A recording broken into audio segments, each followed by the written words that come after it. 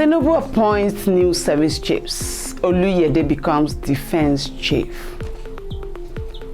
Kogi government presents appointment letters to newly appointed traditional rulers. Olu of Ayetoro Gbede pays appreciation visit to Governor Ododo in Lokoja. Kusa cracks down on illegal signage. Business owners want to comply or face consequences. Welcome to Weekend Pulse on Malachite TV. I am Avoy Nwogu.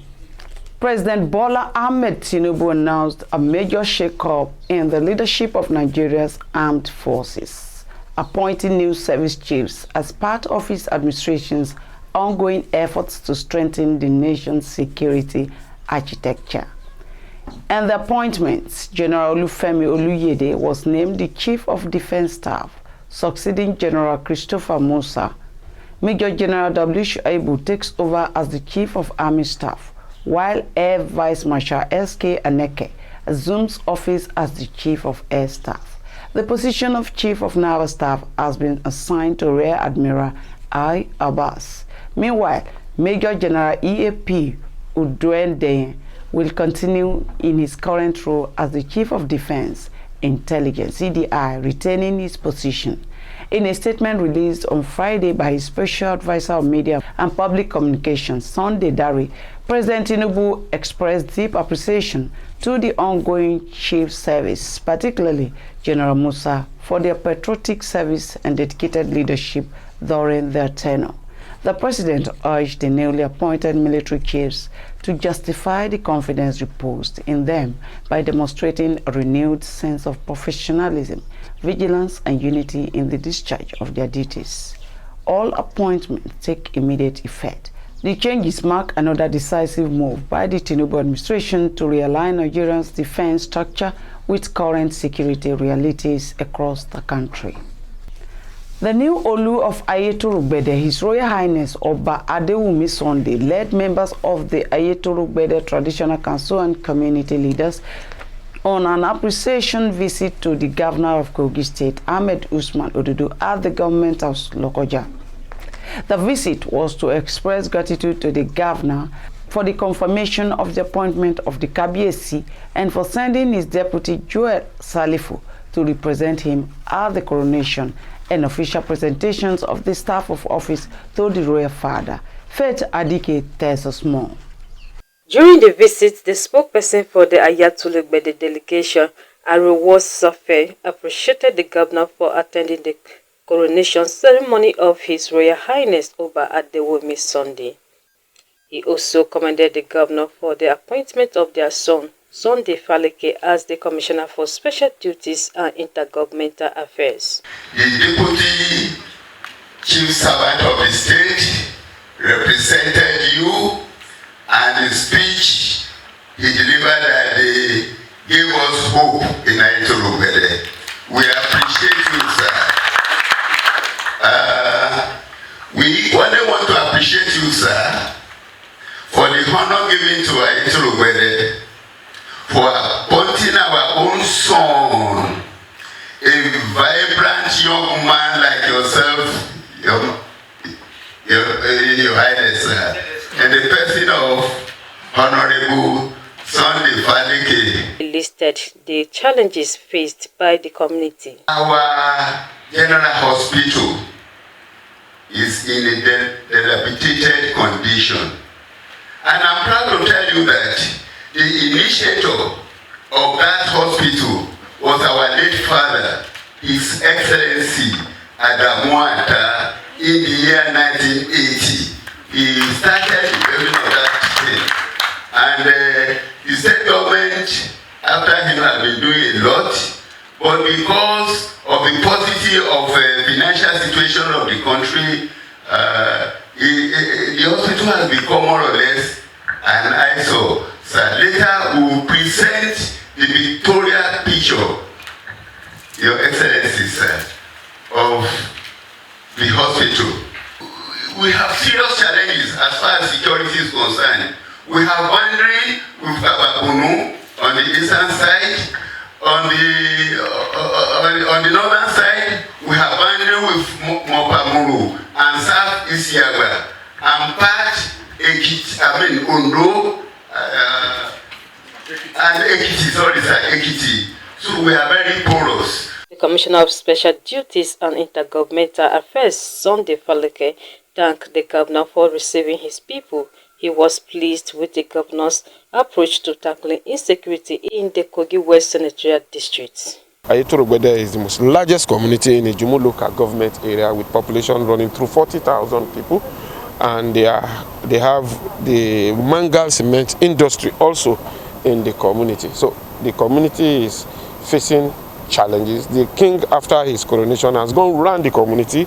He has assessed some things, infrastructure and other activities that happen in the community, and that's the report he has come also to present to the governor after appreciating the governor for all he has been doing. The governor has commenced construction of 7-kilometer road within the community, and the project is ongoing, and the chief, or the king rather, has come to appreciate the governor for that and all other things the governor is doing in the state and the community at large. Thank you. The monarch and the kinsmen commended Governor Ododo for recognizing Olu of Ayetole with an appointment later and respect. They rejoiced with the governor for his commitment to strengthening the traditional institution in the state. His Royal Highness Oba Adewomi Sunday expressed appreciation to the governor for his support and for providing purposeful leadership that has strengthened peace and development across the state. He assured the governor of the unflinching support and cooperation of the Ayetoro Gbede people for the success of his administration. We are loyal to Kogi State Government and Federal Republic of Nigeria. The Almighty God will grant you your heart's desire. Thank you so much. So, sir, we want to make additional requests. The community is overdue for Central Palace. We are still lacking Central Palace. And we have a good site situated opposite Central Market, Ayetoro Gbede, about 24 plots is IMAC. Number 2. After construction of the dilapidated hospital, we want to beg you to please use your good office to deploy medical officers to that place. Presently, we have one medical doctor, a resident medical doctor in that place. We are lacking medical officers. Please, sir, may the Lord crown your effort with success and grant you all your desire. And we promise, when the time comes for your second term, we will rally around you. In response, Governor Ododo congratulated the new Olu of Ayetoro Gbede and urged him to lead with the fear of God, promote peace and ensure unity among his people. He reaffirmed his administration's commitment to upholding and respecting the traditional institution as a vital partner in governance and grassroots development. And I pray to God Almighty to continue to guide you. You will live long, so that you will continue to tap from your wealth of experience. We are still under training. You have to. If I'm not doing well, please don't hesitate to call me, Ododo. What we are doing is not in the best interest of our people. Wallahi, I will smart break. We will review ourselves. Please, we can call our own state. We don't have any other local government or community who can call our own Ayetoro Gbede. So tell them, talk to them. Nobody should cajole them. Nobody should deceive them.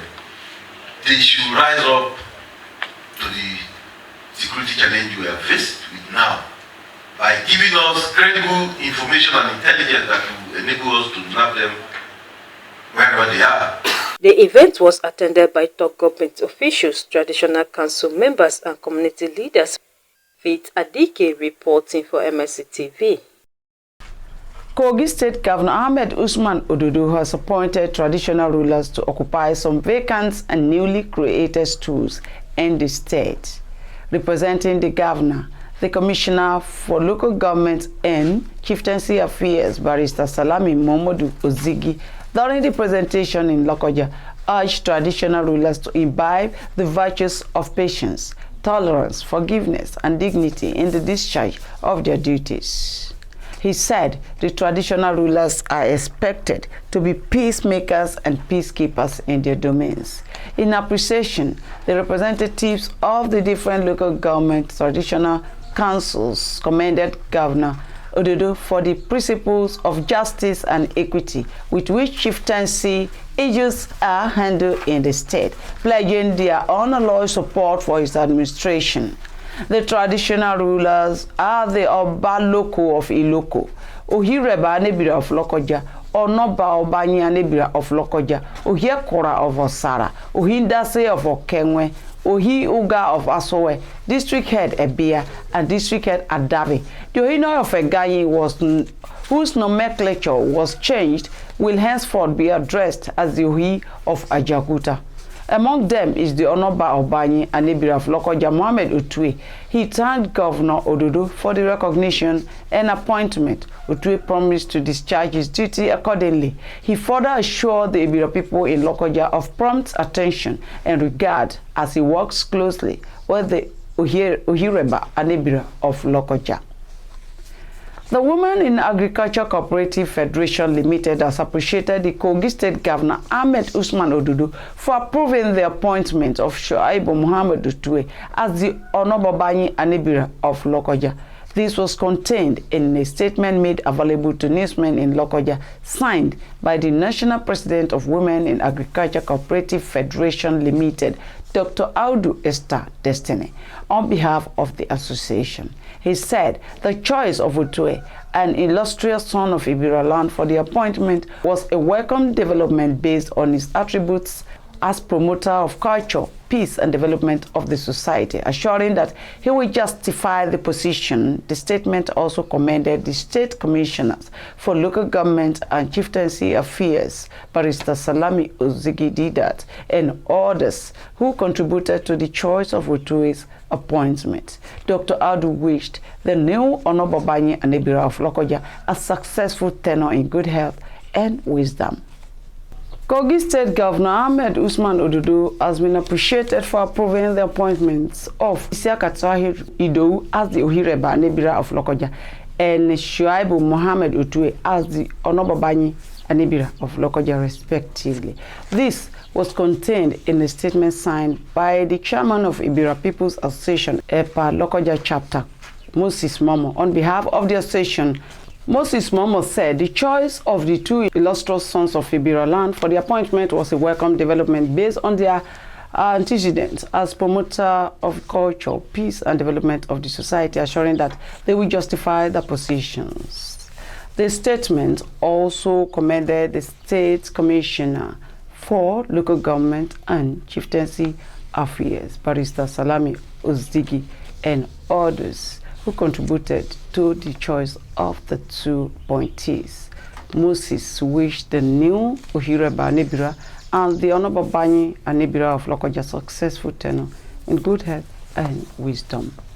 In a bid to maintain a clean and regulated advertising environment in Kogi State, the Kogi State Signage and Advertisement Agency, KOSA, has issued a stern warning to business owners against erection of displaying unauthorized billboards. KOSA General Manager Osaseyi emphasized that all business owners must obtain permission from the agency before erecting any form of signage or billboard. Failure to comply will result in the removal of billboards and possible penalty for the owners. Furthermore, the agency has also cautioned business owners to be vigilant against fraudulent individuals claiming to collect payment for signage advertisement. All payments in this regard should be made directly to KOSA to avoid falling victim to fraudulent activities. Political parties and aspirants have also been reminded to adhere to the agency's guidelines. When erecting campaign materials, permission must be obtained before display, and failure to comply will result in legal action and removal of the materials. To report any unauthorized billboard or suspicious activity, the public is encouraged to contact KOSA to contact KOSA through various channels provided by the agency. All business owners and private individuals are advised to update their billboards on or before the 30th of October 2025 to avoid penalties. The agency will embark on massive raid to remove all illegal billboards after this date. KOSA remains committed to maintaining a safe and regulated advertising environment in Kogi State for the benefit of all residents and businesses. To contact KOSA, follow the contacts displayed on your screen.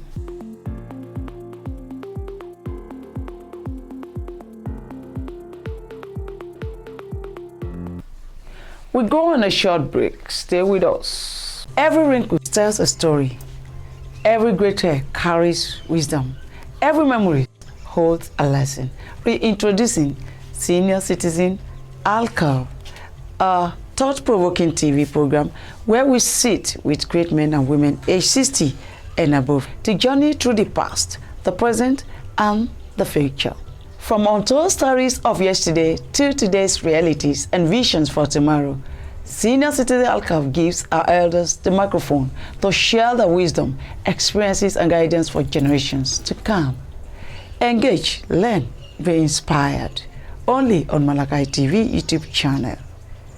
Because the future shines brighter when we honor the wisdom of the past. Senior Citizen Alcohol, where experience speaks. With Avoy Onwogo. Don't miss it.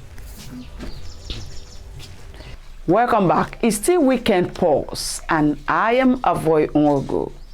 The Independent National Electoral Commission, INEC, formally ushered in a new era of leadership where the historic handover to his newly appointed substantive chairman, Professor Joash Ojo Amupitan, in a ceremony held at the Commission's headquarters. The event was marked by a sense of solemn duty and renewed commitment to democracy, served as an official introduction between the new chairman and the core management staffs of the Commission. In her welcome address, the acting chairman, May Agbamuche Mbu, formally presented the handover notes to Professor Amupitan. She described the day as a significant moment in the life of the Commission and indeed the nation's democratic journey.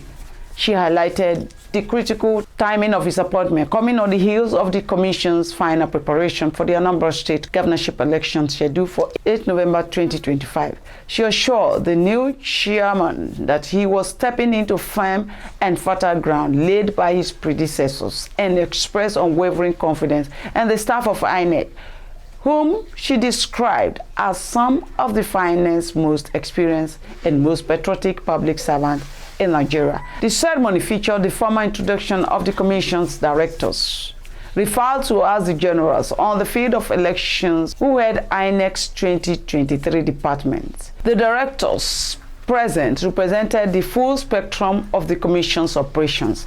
In his inaugural address, Professor Amupitan expressed his gratitude to President Bola Ahmed Tinubu for the appointment and acknowledged the weight of the responsibility bestowed upon him. He assured the staff of the commitment to upholding the highest standard of integrity, transparency, and discipline, and immediately zeroed in on the upcoming Anambra election, declaring it a pivotal opportunity for them to demonstrate their commitment to free, fair, and credible elections. Professor Amupitan called for unity and synergy among the Commission's various departments, urged them to break down silos, foster open communication, and create an environment where every voice is heard and valued. Significantly, he announced the staff welfare will be a top priority of his administrations. The event was graced by a high-powered delegation from the University of Jos, the alma mater of the new chairman, underscoring the institution's significant contribution to the nation's electoral body. The delegation included the Vice-Chancellor, the Registrar, the Deputy Vice-Chancellor, Academic, the Bursar, and the Librarian. Also present in a show of support were Professor Amupitan's wife, Professor Yemisi Amupitan, and their children. The Kogi State Independent Electoral Commission, KOSEC, has unveiled the timetable for the 2026 local government election in the state. The Commission's chairman, Muhammad Dairi, revealed the schedule during the stakeholders meeting in Lokoja. In diary said the release complied with Section 1971 and B and paragraph 3 of part 2 of the 3rd schedule to the 1999 Constitution as amended. He added that the timetable also adhered to provisions of the Electoral Act 2022 governing the conduct of local elections. The chairman urged political parties and stakeholders to note the date, stressing that they remained subject to change by the Commission.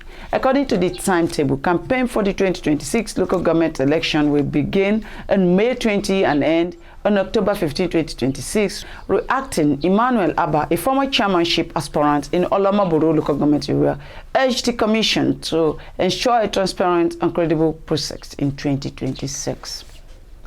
The senator representing Kogi Central Senatorial District, Senator Natasha, is said to empower over 100 of her constituents with electric vehicles assembled in Nigeria.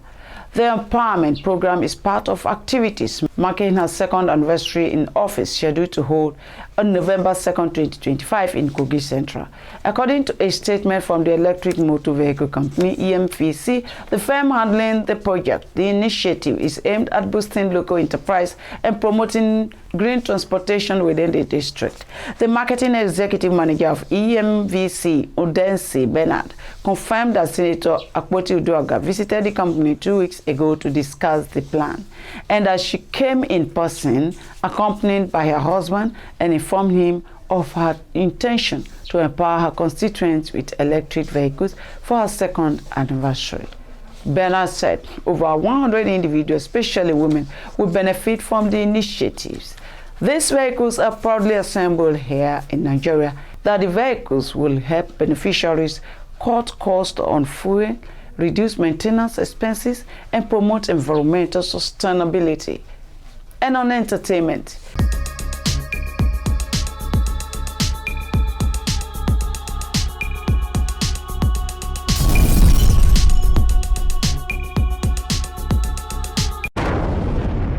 Yemi Alade, the Nigerian singer, says she was once battled depression after realizing she had been denying her real age for years.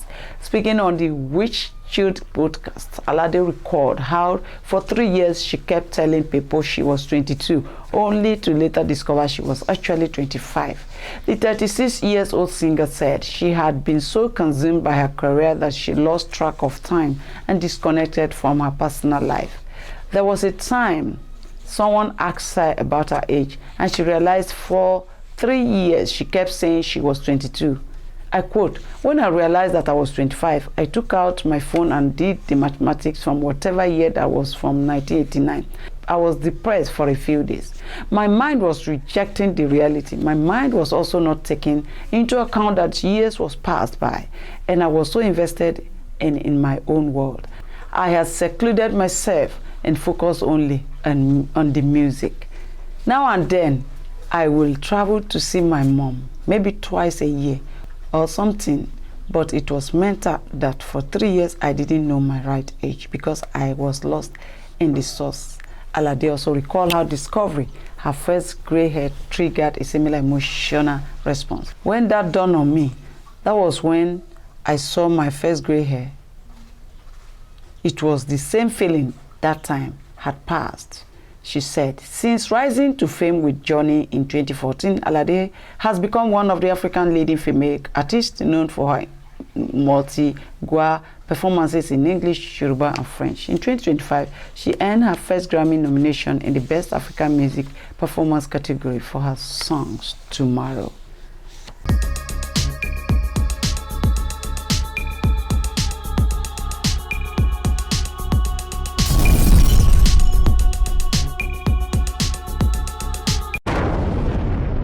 And this is from our constituency, the 4th estate of the realm, the proprietor of National Watch TV and publisher of National Watch newspaper, Amupitan Suleiman Fab, has vowed to seek legal redress against the petitioner who accused him of slander following his release on bail by the police. Dan Suleiman, a veteran journalist, was invited by the police over what he described as a phantom allegation of slander. He was released thereafter on bail after the petitioner reportedly failed to produce any witnesses to support the claim. Speaking to newsmen shortly after his release, the media proprietor said the development was a calculated attempt to tarnish his reputation and intimidate the press. According to him, politicians who think they can use their influence to embarrass journalists must be taught a lesson through legal means. The days of using power to silence the truth are over. He maintained that National Watch TV and its sister publication will not be deterred by such antics, stressing that the organization remains committed to professionalism, objectivity, and the pursuit of truth in journalism. Dan Suleiman further urged media practitioners across the country to remain steadfast and courageous in the discharge of their constitutional duties, stressing that journalism should never be suppressed by intimidation or false accusation. Of course, yes, I want to encourage professionalism in our dealings too. Fast-checking should be our watchword before broadcasting or publication or publishing of any information. Let us work together to promote peace and unity in the state and country at large. And also let our professional bodies also improve their policies to protect, fight for freedom, which will stand for members just like other professional bodies. Long live media and long live practitioners. And this is where we'll wrap it up on Weekend Pulse. See you next week to enjoy your weekend.